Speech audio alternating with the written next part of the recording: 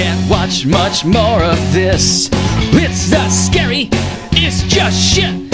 Paper mache and painted laser rays, gay-ass monsters made of clay.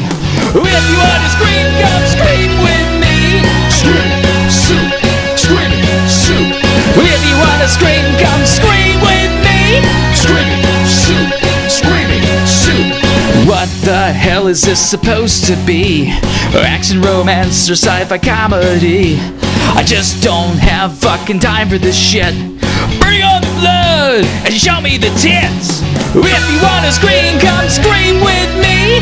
Screaming soup, screaming soup. If you wanna scream, come scream with me.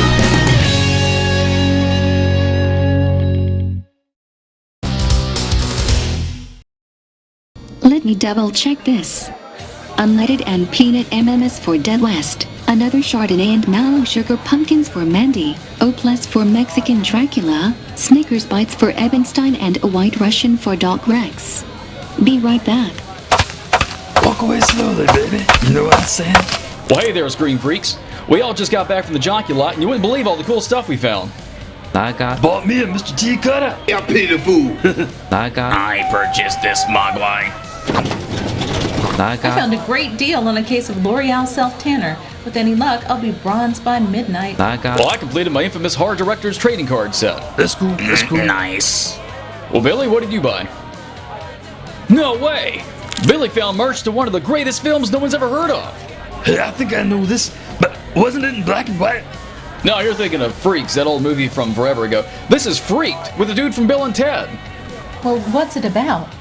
Well, why don't we make it tonight's review and I'll tell you. The meat of the story is a hotshot actor named Ricky Coogan being hired for millions of dollars by an evil company called the Everything Except Shoes Corporation to promote the toxic fertilizer called Zygrot 24 in South America. Shortly after his arrival, Ricky and his best friend are sidetracked by an anti-Zygrot 24 activist and stop at a roadside freak show ran by Elijah Scuggs, who is a combination of a twisted Willy Wonka sporting a tan resembling a rotisserie chicken. The trio is quickly duped by Scuggs and are transformed into a hideous sideshow attraction with EESC's own Zygrot 24.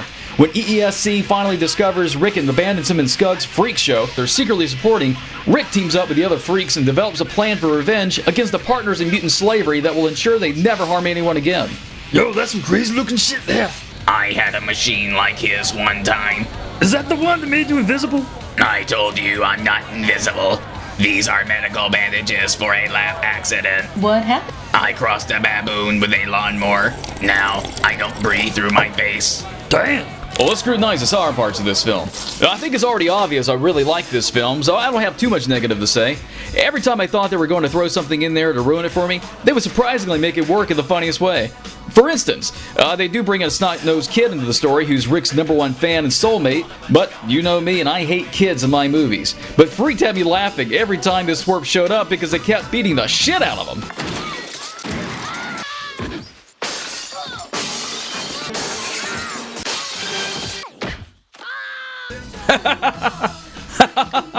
Love it. Take that, you pint-sized bastard. Now, when it came to the special effects makeup for the freaks themselves, I'd have to say they're all pretty successful. You have the Worm, Nosy, Rosie the Pinhead, Frogman, Human Flame, Cowboy, Sockhead, Bearded Lady, Ortiz the Dog Boy, Machine Gun Welding Rastafarian Eyeballs, and even a wrench mutated into a hammer. This was a ton of work for a special effects makeup department, and it would only make sense that they maybe lost some creative steam on at least one character who happened to be Scuggs' henchman Toad. You can give us this, but not something cooler than that? He looks like a black guy who had an allergic reaction to some face paint when going as the Incredible Hulk for Halloween. Now, moving on to the pissing timer, we got a whopping 0 thanks to this being a slapstick monster comedy with jokes about every 15 seconds. With that being said, there was never really any effort in throwing fake scares at us, so this film's rating continues to escalate. It's like a live-action cartoon. Exactly. That's a perfect segue into the sweets of this film.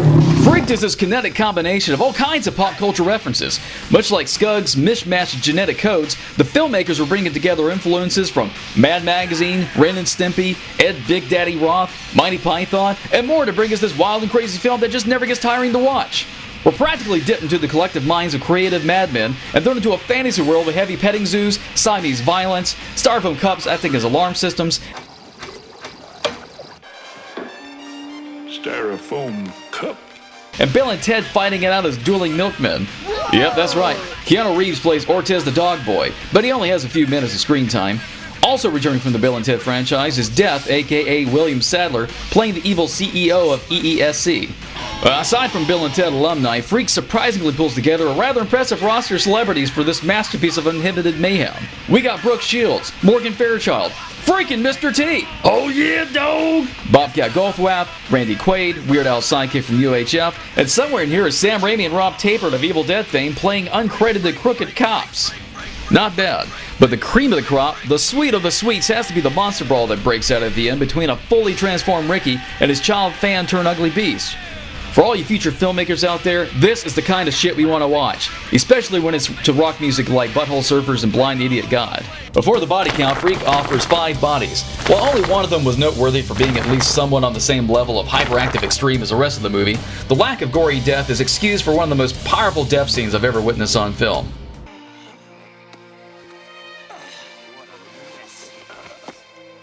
What is it, kid? Forget it. I'm not much for dying. Turning our attention to the boob count, we got nothing. Well, fuck. I want to see boobs, damn it. Let's make it a rule from now on to show boobs, even if the movie didn't have them. Yeah, shake it, baby. Oh shit, yeah, boy. Woo. All right, Billy, let's see how the mixed match of ingredients for this film cook for a rating.